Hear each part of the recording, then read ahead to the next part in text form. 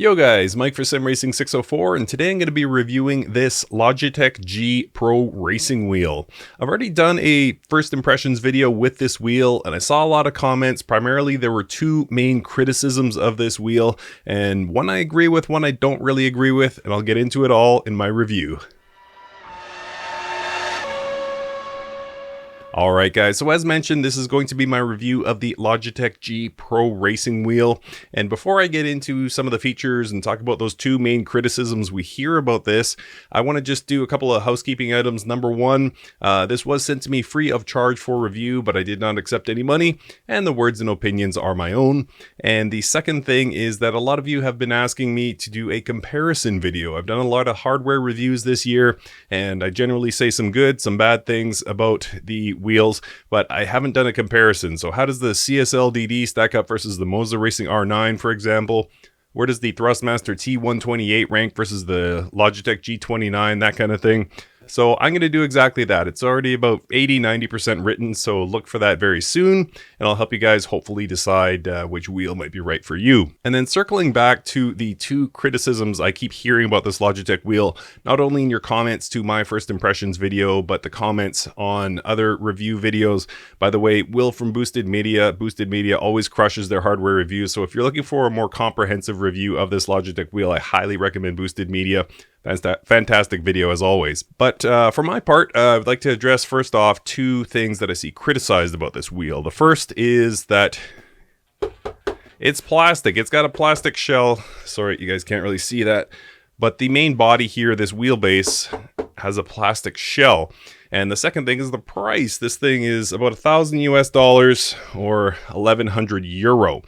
And as far as the plastic casing on this wheelbase, do I agree with the criticism? Yes, I do. I don't know why Logitech went with this. It's not as if it's a cheap plastic and I've put it through a lot of stress, even at full strength. It's not as if you're getting pops and cracks and things like that. And certainly no damage to this from running it under regular use. But plastic was an interesting design choice. I think for a company trying to shed its image as entry to mid-level gear, to enter into the higher end gear market, plastic was a strange choice. And I think it kind of betrays what they're trying to do with this wheel, which is establish themselves as a realistic option for enthusiasts and professionals. And so plastic was a weird choice. And then secondly, the price. So again, $1,000 US for this. A lot of people saying there's no way, that doesn't even include pedals. Are you out of your mind? I don't think I agree with that. I think for the price, is it the best priced entry in the market? No. But I mean, if you take Fanatec, for example, and let's say their CSL-DD with the boost kit, so that gets you up to 8 Newton meters of direct drive, and then you throw like an R330 wheel on it or an R300 wheel, that's an additional 400 on top of the CSL-DD and boost kit, which is 500. So you're at the $900 price point already. This does have 11 Newton meters of peak torque instead of the 8 with the CSL-DD, so I think it's pretty close. I don't think it's outrageous, honestly. The Moza Racing offering is definitely cheaper, but you don't get the console compatibility. So yeah, it doesn't blow my mind with how cheap it is, that's for sure. But I also don't think it's outrageous. I think it's priced right about where it needs to be. But anyway, let's talk about the features of the Logitech G Pro racing wheel. And I guess best place to start is with the steering wheel itself. So as you can see, I've got the PlayStation version here. And the reason that matters, you can order it in two flavors. One is a PlayStation version, one is an Xbox version. And it has obviously console compatibility depending on which model you choose. And also the buttons on the wheel. Hopefully you guys can see that. I'll try and get a zoomed in shot. But you got that PlayStation button at the bottom. And if you order the Xbox version, guess what? There's an Xbox button at the bottom. Speaking of those buttons, there are a total, if I'm any good at math, and I'm not, but there are a total of 11 buttons on the front. You have two rotary encoders. And also on the front, you have this joystick. So certainly enough to navigate and map most of the common functions. Now, I'm going to talk more about those buttons in a second when I talk about the aesthetics of the wheel. But just know that I believe there are 11 buttons to be counted, two rotary encoders, and that joystick. And then if we flip it around, we have magnetic shifters with excellent action. Not particularly loud, and very quick, as you would imagine. I never miss shift. It's or I kind of did when I did that Rev to Vertex video, but I think that was the software rather than the hardware. But the action with these shifters is excellent. And then you've got 2 analog paddles at the bottom there for clutch or even handbrake action if you wanted to map it to that. But let's talk a little bit about the aesthetics of this wheel, and I'm not overly impressed. It looks fairly generic, and again, Logitech is probably trying to appeal to the enthusiast and the pro who love racing, but this doesn't necessarily look very racy. It's pretty generic in terms of its coloring. It's pretty generic in terms of its design. Yeah, they flattened it out here, and it's a slight D shape, but yeah, overall, it just doesn't look very inspiring to me. And you know, in terms of the sort of ergonomics of the wheel and the ability to reach all the buttons, yeah, it nails it. It's very comfortable. The leather wrapping is very, very good. But again, the design is not particularly inspiring. It's not the greatest, most race-inspired looking design. But speaking of design, we have to talk, of course, about this wheelbase. So, something I've been critical of, even with the great CSL DD, which I think is one of, if not the best wheel offerings on the market right now. It's a box. I'm critical of the design. It just looks like a box to me. Same as the Moza Racing R9, R5. It's just almost a cube and with a shaft sticking out of it. It's not particularly nice to look at. This Pro racing wheel with its sort of tapered design, it sits different than this. There, that's how it's actually going to sit. So you can see, obviously, it's tapered top to bottom. And then if we look at the back here, you can probably see how it's tapered inward from all axis, actually. And yeah, so there's a bit of design work there. We're usually car people, sim racers, and we love, you know, flowing lines of cars and tapered noses and things like that. And so it's cool that Logitech did that. They put some level of care and attention into the shape of the wheelbase, so I appreciate that. But also, that care and attention may have gone too far, because if we look at the front here, this, between my fingers right now, is about 300 millimeters or 12 inches. That is very wide. It is also very tall, as you can see. This has a big, big face. Again, it's tapered to the back, but the face is very, very large. It's unnecessarily large, in my opinion. Is that going to matter? Is the plastic shell going to matter once you start driving it? Probably not. I don't suspect, you know, space is going to come down to like inches when you're designing sort of your layout if you're using this on a desk or something. So I'm not too worried about the size, but it just sort of goes with the whole, you know, betraying the sort of higher end design of this Logitech Pro wheel. I think they could have done better on the shell. I think they could have done better on the size. But again, is it going to matter when you fire it up? Probably not. But within that controversial shell, shall we call it, is an 11 Newton meter motor. Spoiler alert, it's phenomenal. But yeah, 11 Newton meters is the peak torque rating of this wheel. And yeah, so that should be enough to cover most people. I mean, you are seeing, you know, 20, 25. I think there's a new Asetek 27 Newton meter wheel.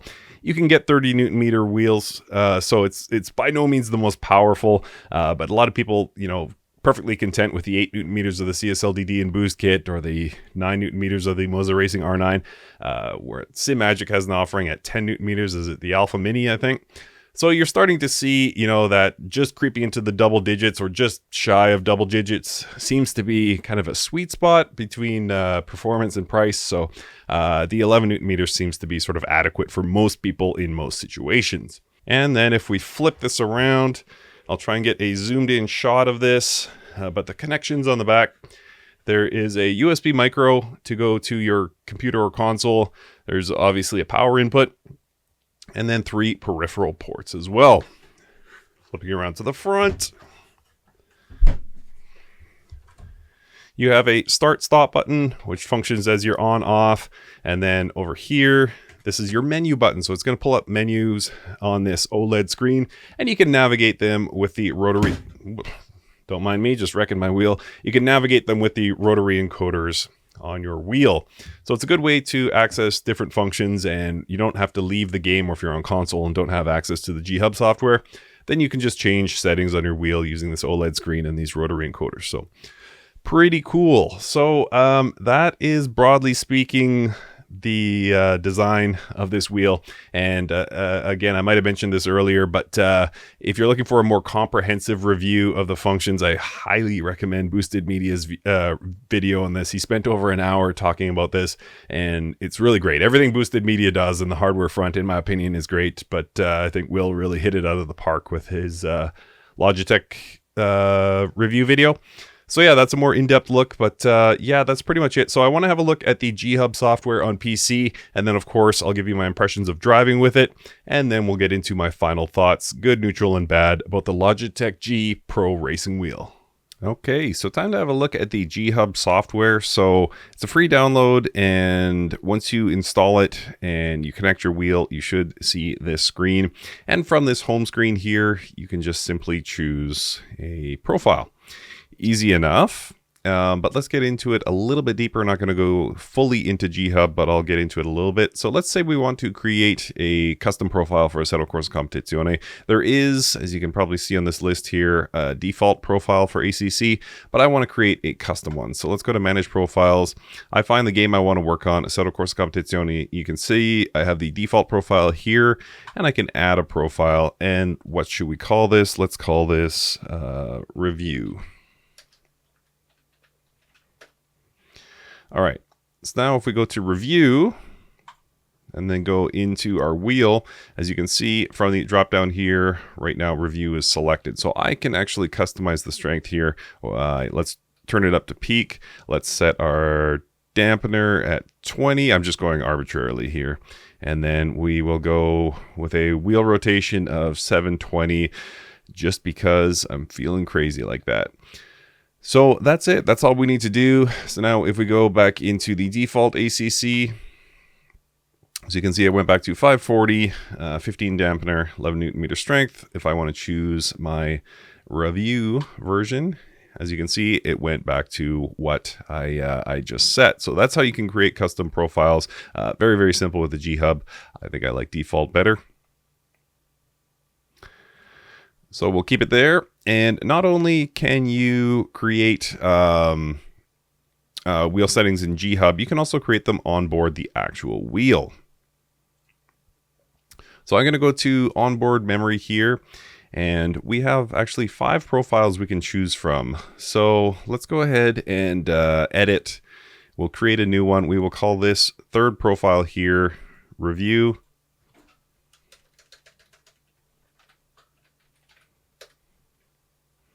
All right.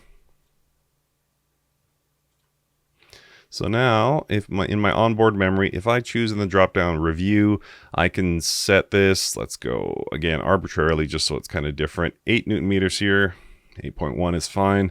Let's go with our weird 720 degree rotation, and then 20 on the dampener, just because. All right. So if I go back to the home screen now, and then on my actual wheel, I'll try and get an overlay video here. If I press the menu button, and it might be a little bit hard to see, but as you can see, I can choose with my rotary encoder, I can choose Review. I can either choose what G-Hub is doing in the software, or I can choose the ACC profile I have set up. And this is the onboard memory, remember, lighter, or the Review that I just created. And then that is chosen. Or I can customize while I'm accessing one of those onboard memory profiles. And remember, we set it to 8.1. I'm going to dial that back down to 6. So there's all sorts of customization options: true force audio, force feedback filter, dampener, etc. What did we set the angle to? 720, right? Yeah, let's go ahead and dial that back to 540. So yeah, we have options using the onboard settings as well, or we can use G-Hub. So overall, pretty easy to get up and running with your Logitech G Pro Racing Wheel using either G-Hub or the onboard menu. Alright, so some of you may have already seen my first impressions of driving with the Logitech G Pro Racing Wheel, and you can refer back to it if you haven't seen it, but I'll treat this as a chance to summarize my thoughts on what it's like to use rather than a live talk through. So I can summarize my experience with the Logitech DD wheel by saying that it's frankly the best driving wheel I own.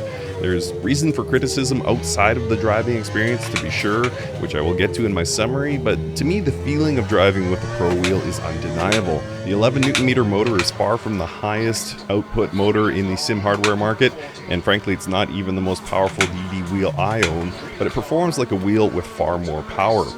With or without the True Force system, the force feedback is strong, crisp, well detailed across the board. You get curbs, car impacts, road surfaces, off-track excursions, engine rumbles, and other force feedback in a very impressive manner. So that True Force system is actually a real bonus for the Logitech wheel. It's something they introduced with the G920 wheel, which uses audio and game telemetry to add more force feedback effects. It works really well. It's not available for all titles, but where it is available, it works very well. I didn't like the True Force effects with the G923, but it really rocks here. The steering wheel that's included with the Pro Wheel isn't particularly good looking or inspiring to drive, but it's very functional. The buttons are easy to reach and have a nice action to them, but the best aspects are on the back of the steering wheel. The magnetic shifters are perfectly weighted and nicely sized, along with being reasonably quiet. The analog paddles below the shifters are likely going to be used for clutch paddles or possibly a handbrake, and they're fine for either and also have a nice weight and smooth action to them. So overall, the experience of driving with the Pro Wheel is outstanding, and among the dozen or so wheelbases I own, this is my current favorite. For me, the excellent experience of driving erases the aesthetic critiques I have of this wheelbase, but just the same, let's finish this video with the good, neutral, and bad of the Logitech G Pro Racing Wheel. Alright guys, so time for my final thoughts on the Logitech G Pro Racing Wheel.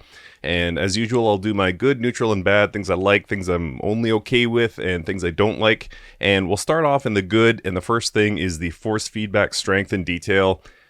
It's fantastic. I own somewhere in the neighborhood of 10 to 12 wheelbases right now, and this is the best. This is the best force feedback detail I've gotten out of any wheel that I own.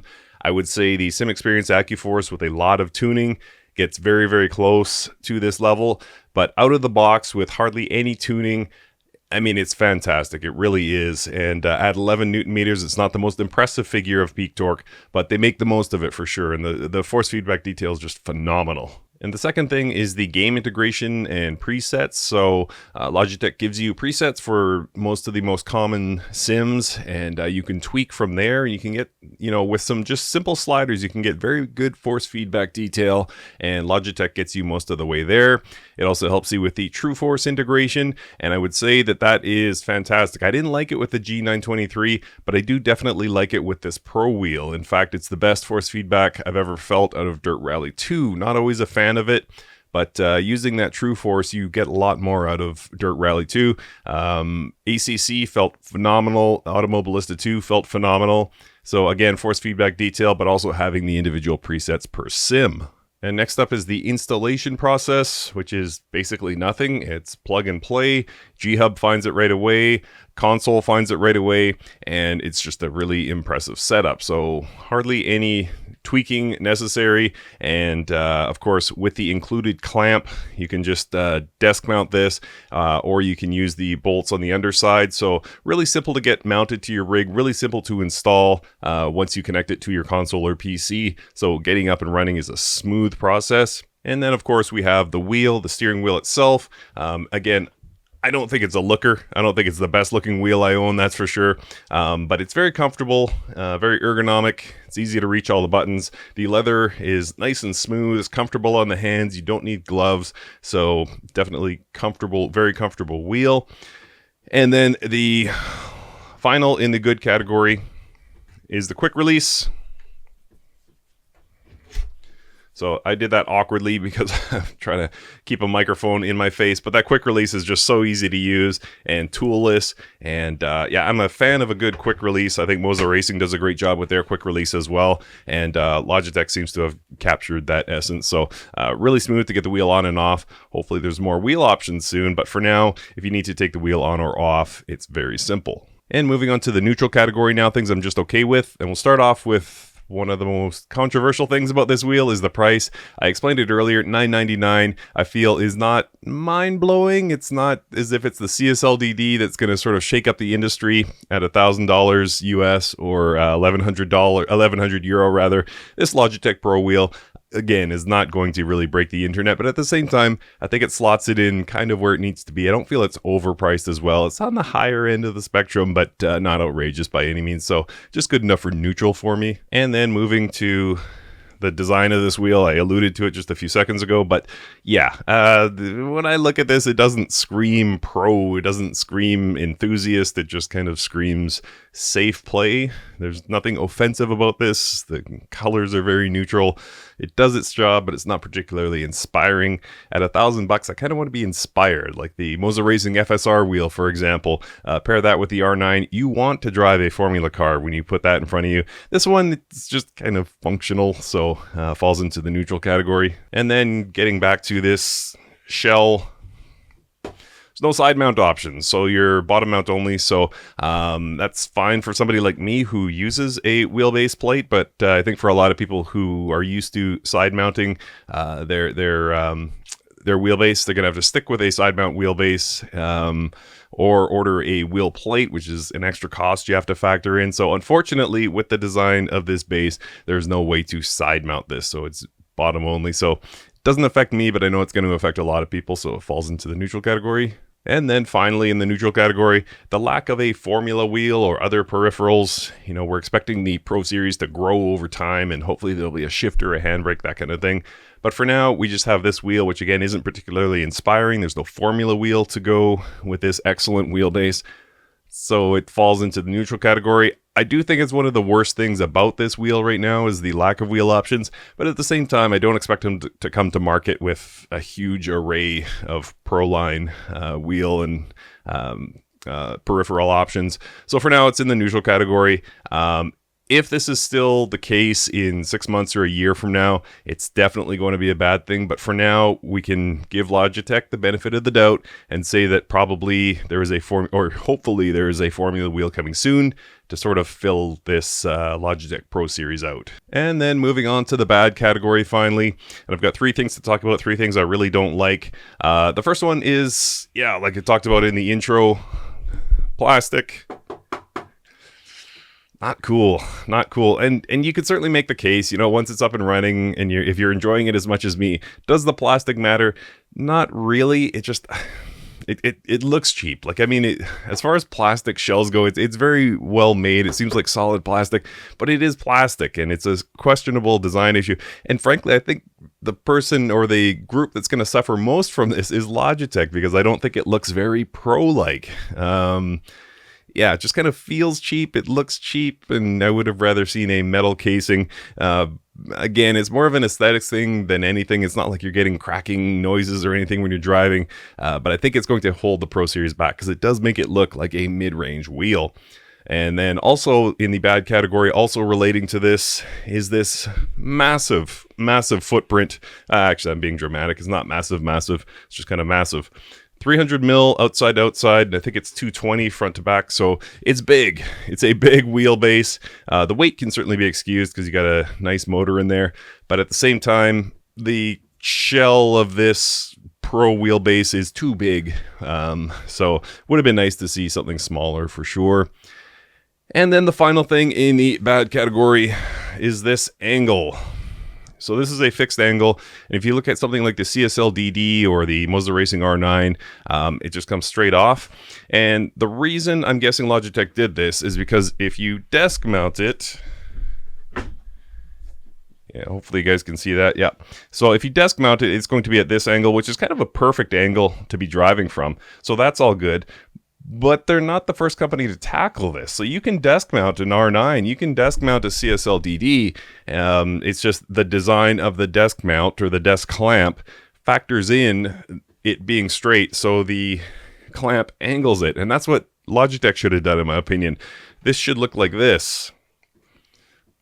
Yeah, not like this. It's, I think, about a 20-degree angle, if I'm not mistaken. And yeah, it's just kind of a strange design choice, and it would have been nice if it just came straight out, but yeah, what are you going to do? So yeah, that's my review of the Logitech G Pro wheel, G Pro racing wheel rather. It's fantastic. I love this thing. It's currently my go-to. I really don't have much serious to say, especially when I'm driving it, when I'm looking at it. Yeah, I don't like the casing of the wheelbase, but once you drive it, once you're in game again, I think it's the best force feedback I've ever had in my house, and I've been fortunate to own a lot of different wheelbases. I think this thing is phenomenal, performs outstandingly. Want to see more wheels for sure, and want to see them expand the line in the Pro Series. But as a sort of opening entry into the upper end market from Logitech, I think this thing is fantastic, and I think they really nailed it. So well done to Logitech. Thank you guys so much for watching, and we'll see you next time.